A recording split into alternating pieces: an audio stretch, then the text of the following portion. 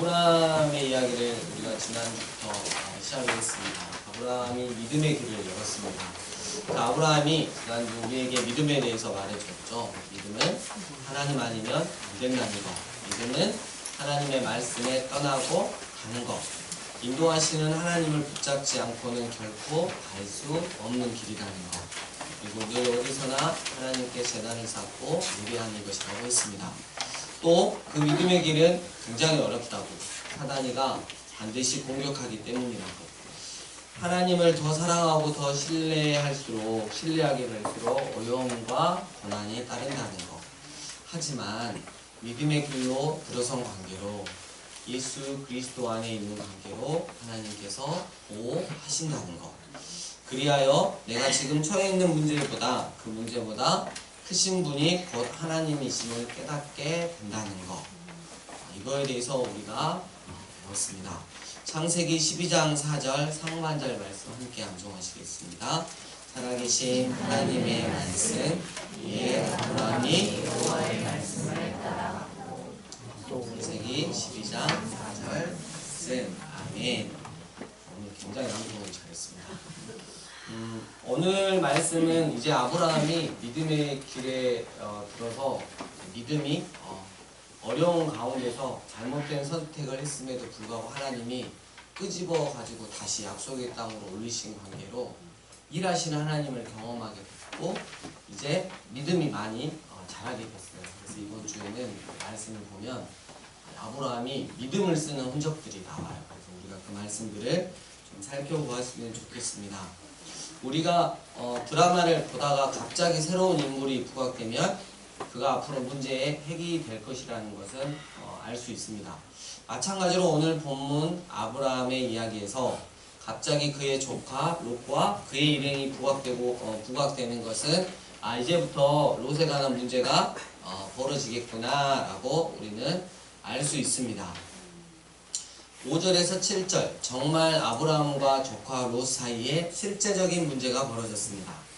그러므로 아브라함의 가축의 목자와 롯의 가축의 목자가 서로 다투고는 때로는 주먹을 쥐고 싸우는 것도 포함이 됩니다. 모르긴 해도 꽤 격렬했을 것입니다.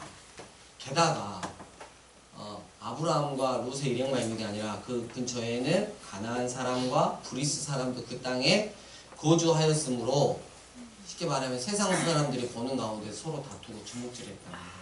그래서 문제가 굉장히 심각했습니다. 8절, 아브라함이 롯에게 제발 원하건대 다투지 말자라고 말합니다. 아브라함의 정중한 표현입니다. 아브라함이 조카 롯에게 신사적으로 부탁하고 있습니다.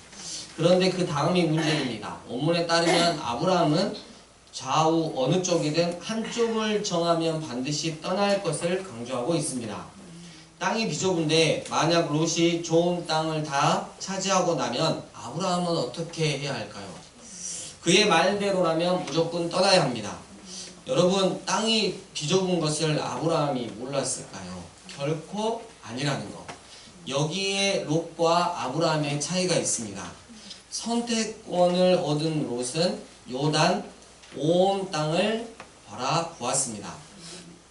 롯은 세상의 풍요로움을 좇았습니다. 그가 보기에 그것은 여호와의 동산 같고 애굽 땅과도 같았습니다. 롯은 이미 애굽 땅을 경험했습니다. 고기 가마의 맛을 보았고 나일강이 주는 풍요로움도 보았습니다. 애굽에 내려갔다가 아브라함은 두려움, 즉 영적인 이질감을 느꼈을 때 롯은 부러움, 즉 영적인 동질감을 느끼고 돌아왔습니다.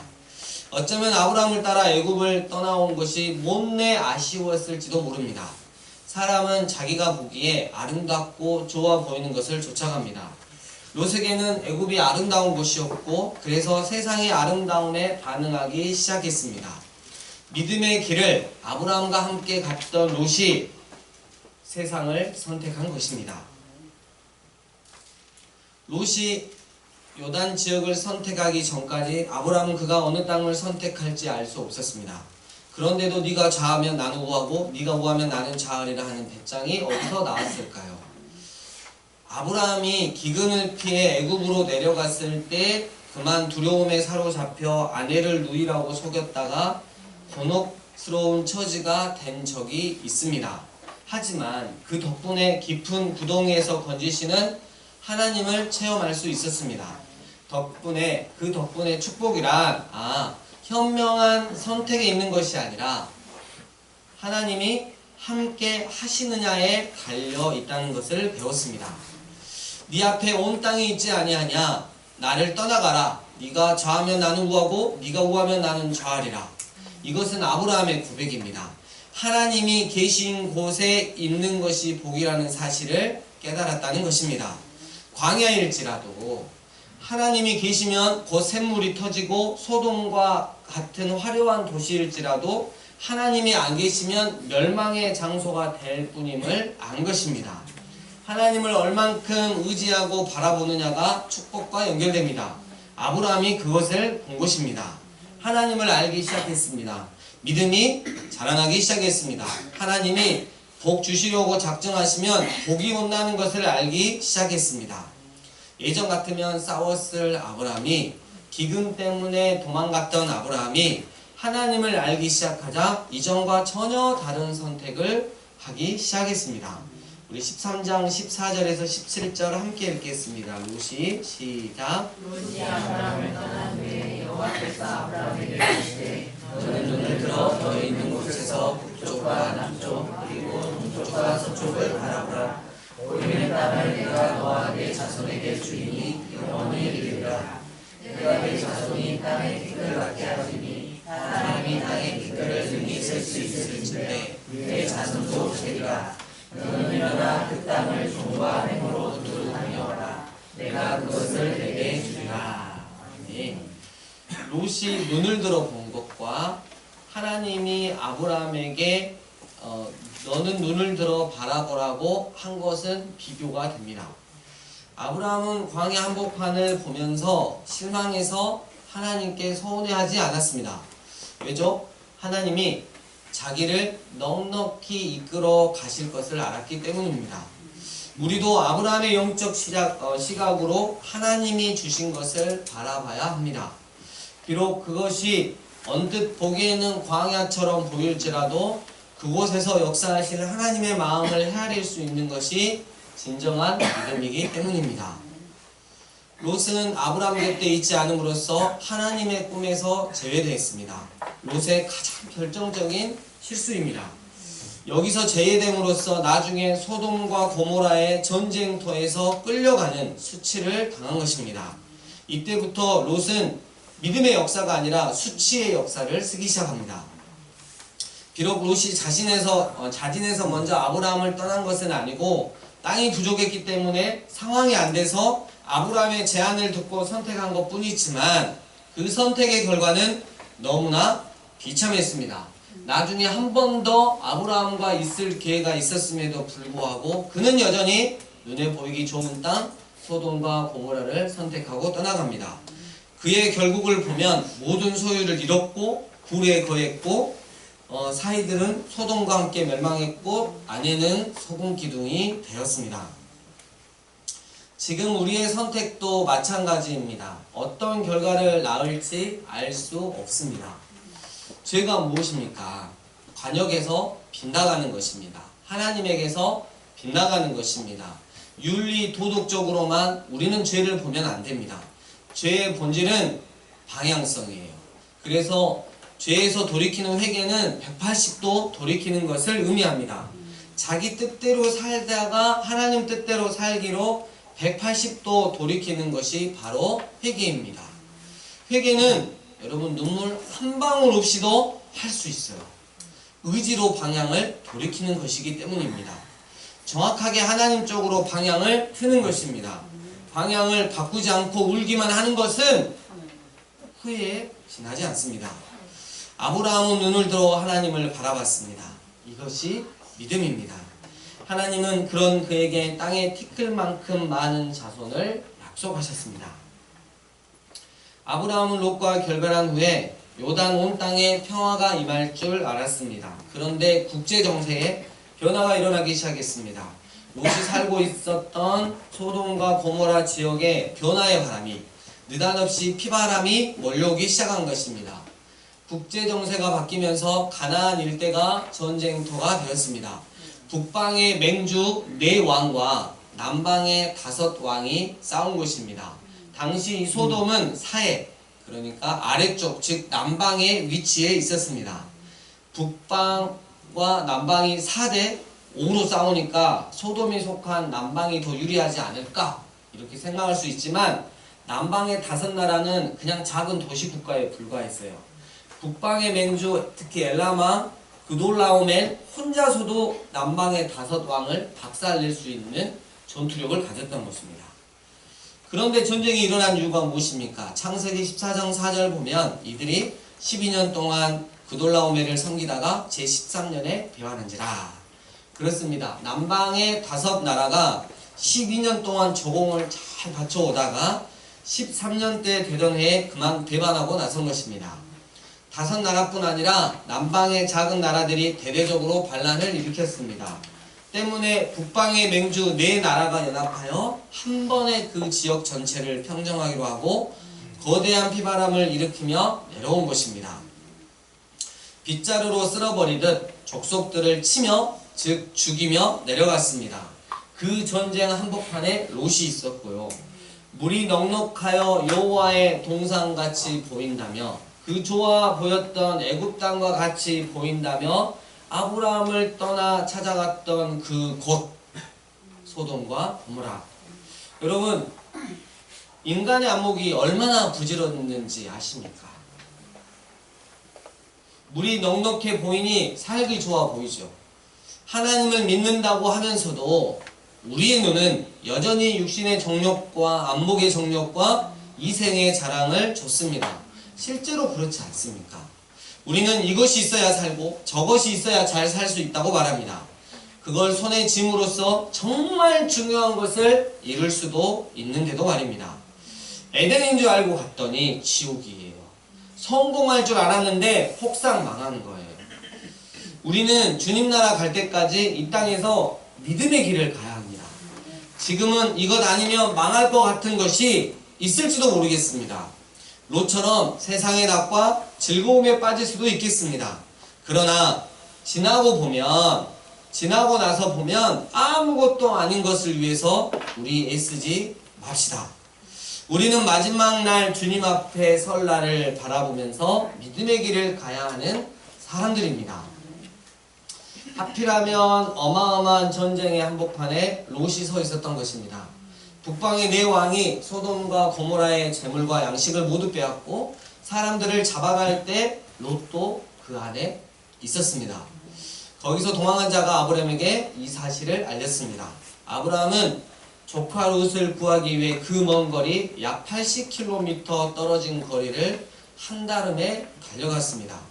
아무리 훈련된 자라고 해도 고작 318명으로 북방의 막강한 군사들에 맞선다는 것은 분명히 무모한 짓입니다.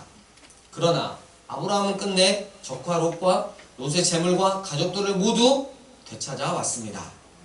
이때가 바로 롯에게 주어진 2번째 기회였습니다. 자기 안목으로 풍요로워 보이는 것을 선택한 바람에 전쟁에 휘말리는 고난을 겪었음에도 불구하고 이번에도 롯 그는 아무것도 배운 것이 없었습니다. 롯은 아브라함을 따라가지 않고 소돔과 고모라로 도로 향했습니다. 삶의 어려움이 닥쳤을 때 불평하는 것으로 끝내서는 안 됩니다. 하나님이 그 고난을 통해서 무엇을 가르치고자 하시는지를 보는 게 신앙의 지혜입니다.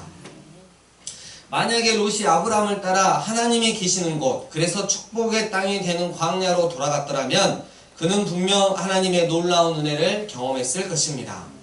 최소한 소돔과 고모라의 멸망 가운데 있지는 않았을 것입니다. 그러나 그는 다시 멸망의 도시로 들어가고 말았던 것입니다. 여러분, 하나님은 우리의 선택을 넘어서서 만들어 가시지만 잘못된 선택은 꼭 겪지 않아도 될 많은 아픔과 어려움을 배우게 할 수도 있다는 것을 우리는 잘 알아야 합니다. 세상에는 유혹하는 것들이 너무 많고 때로 한 번의 실수가 삶에 치명타를 입히기도 합니다. 그럴 때 자신을 하나님 앞에서 점검하고 하나님이 기뻐하시는 쪽을 다시 배우면 하나님께서 모든 것을 합력하여 선을 이루게 하실 것입니다. 부족해도 내가 좋은 쪽이 아니라 하나님이 기뻐하시는 쪽을 선택하시기 바랍니다. 아브라함은 고작 318명의 특공대를 움직여 남방의 5왕도 이겨내지 못한 북방의 4왕에게서 조카 롯을 구해냈습니다. 아브라함과 318명의 실력이 출중해서일까요? 아닙니다. 하나님이 상황과 여건을 만드셔서 롯을 끄집어내게 하신 것입니다. 우리 17절에서 19절 함께 읽겠습니다. 아브라함이 시작. 아브라함이 돌아오매와 그와 함께한 왕들을 쳐부수고 돌아올 때에 소돔 왕이 사울의 골짜기 곧 왕의 골짜기로 나와 그를 영접하였고 살렘 왕 멜기세덱이 떡과 포도주를 가지고 나왔으니 그는 지극히 높으신 하나님의 제사장이었더라. 그가 아브라함에게 축복하여 이르되 천지의 주이시오 지극히 높으신 하나님이여 아브라함에게 복을 주옵소서. 아멘. 여기서 주목할 것은 뜬금없이 멜기세덱이라는 인물이 튀어나온 것입니다. 창세기 14장은 북방의 맹주들이 남방의 작은 나라들을 치는 전쟁 이야기가 중심입니다. 이 전쟁이 왜 일어났으며 롯이 왜 사로잡혀갔는지 그리고 아브라함이 왜 이 전쟁에 뛰어들었는지에 대해서 보여주고 있습니다. 아브라함이 조카 롯을 구하고 북방의 맹주들을 쳐부수고 돌아올 때 소돔 왕이 그를 영접하여 전리품 분배 문제를 거론하려는 장면에서 뜬금없이 멜기세덱이라는 인물이 등장했습니다. 살렘은 평화라는 뜻으로 에루살렘의 옛 이름입니다. 그리고 멜기세덱은 의의 왕이라는 뜻입니다. 살렘 왕 멜기세덱은 그러니까 의와 평화의 왕이란 뜻이 됩니다. 그런데 살렘이란 나라가 진짜로 있었는지 어떤 나라인지 그가 어떻게 해서 지극히 높으신 하나님의 제사장이 되었는지에 대해서는 아무런 설명이 없습니다. 더욱 흥미로운 것은 아브라함이 그에게 전리품의 11조를 드렸다는 사실입니다. 20절 함께 읽겠습니다. 시작. 너희 대적을 내 손에 붙이신 지극히 높으신 하나님을 찬송할지로다 하매 아브라함이 그 얻은 것에서 10분의 1을 멜기세덱에게 주었더라. 네. 11조는 단순히 10분의 1을 가리키는 것이 아닙니다. 11조는 내가 벌고 취한 것이 나의 능력에 의한 것이 아니라 하나님의 도우심으로 얻은 것임을 인정하는 표시예요. 이것이 바로 11조의 개념입니다. 아브라함이 의와 평화의 왕인 멜기세덱에게 11조를 바친 것은 이 전쟁의 승리가 아브라함과 318명에게서 나온 것이 아님을 인정한다는 뜻입니다. 11조를 드림으로써 하나님의 도우심으로 이 전쟁에서 승리했다는 것을 고백한 것입니다. 실제로 하나님의 도우심이 없이는 결코 승리할 수 없는 전쟁이었습니다. 318명으로 어떻게 북방의 맹주들을 물리칠 수 있다는 게 가능하겠습니까? 아브라함은 멜기세덱에게 11조를 바침으로써 이 전쟁의 승리가 지극히 높으신 하나님께 있음을 인정했던 것입니다. 어쩌면 아브라함은 처음부터 알고 있었을 것입니다. 자기의 힘과 능력으로는 롯을 구출할 수 없다는 것을 말입니다. 그래도 달려갈 수 있었던 것은 자기의 능력을 의지하지 않고 하나님의 능력을 의지했기 때문입니다. 전쟁은 여호와께 속한 것임을 안 것입니다. 그런데 아브라함이 스스로 제단을 쌓고 여호와께 전리품의 10분의 1을 그냥 드려도 되지 않았을까요? 그냥 자기가 직접 드려도 될 문제인데 벼랑간 멜기세덱이 등장해서 11조를 받은 이유가 무엇일까요? 저는 이렇게 정리했습니다. 전쟁에서 돌아온 아브라함 앞에 두 왕이 나타났어요. 소돔 왕과 살렘 왕 멜기세덱입니다. 소돔 왕이 누구입니까? 이 땅의 왕입니다. 멜기세덱은 누구입니까? 지극히 높으신 하나님의 제사장이자 의와 평화의 왕입니다. 즉 하늘의 왕입니다. 두 왕이 존재하는데 한 왕은 땅에 속했고 다른 왕은 하늘에 속했다는 것. 그러니까 하늘에 속한 왕에게, 의와 평화의 왕인 멜기세덱에게 아브라함은 자신의 믿음을 11조와 함께 드림으로써 이 전쟁의 승리가 자기의 힘에 있지 않음을 고백하고 하나님께서 도와주셨다는 것을 인정하고 고백했던 것입니다. 한편 소돔 왕은 아브라함에게 사람은 자기에게 보내고 물품, 즉 전리품은 가지라고 말했습니다. 대규모로 전쟁이 있었으니까 전리품 또한 얼마나 많았겠습니까?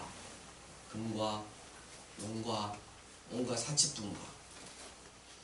세상 왕인 소돔 왕이 그 많은 전리품을 주겠다는 것입니다.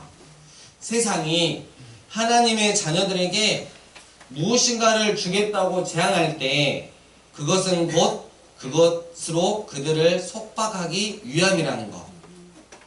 아브라함이 쫓아가서 빼앗아온 전리품이기에 그것을 취하는 것은 너무나 당연했습니다.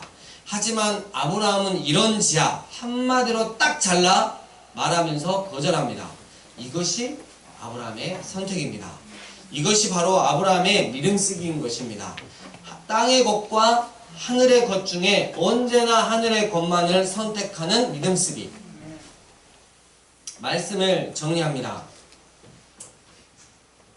목자 간에 주먹질하고 싸우는 일이 일어났을 때 조카 롯에게 먼저 선택권을 준 아브라함. 네가 좌하면 나는 우하고 네가 우하면 나는 좌하리라. 에덴 동산 같았던 애굽에 내려가 큰 어려움을 만났다. 그러나 하나님의 보호하심으로 말미암아 믿음이 자라났던 아브라함이 이제 그 믿음을 멋지게 쓰기 시작합니다. 내가 가야 하는 길이 비록 광야 같을지라도 하나님만 함께 하신다면 그곳은 곧 축복의 길이 될 것이라는 확신을 하고 믿음을 쓰는 아브라함. 반대로 믿음의 길을 가다가 세상을 선택한 롯. 애굽의 그 부유한 땅 같아 보인다며 소돔을 선택하여 아브라함을 떠났습니다. 그러나 얼마 지나지 않아 그곳에 전쟁이 일어나므로 전쟁 포로가 되어 끌려가야만 했습니다. 에덴인 줄 알고 애굽인 줄 알고 갔는데 지옥과 같은 곳이라니. 성공할 줄 알고 갔는데 결국 폭삭 망하다니. 수치의 역사를 쓰고야마는 롯. 조카 롯이 전쟁 포로로 끌려갔다는 사실을 안 아브라함. 이번에도 믿음을 씁니다.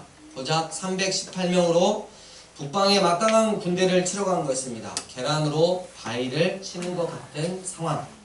그러나 아브라함은 자기의 힘과 능력을 의지해서 간 것이 아니라 하나님의 능력을 의지하고 갔습니다.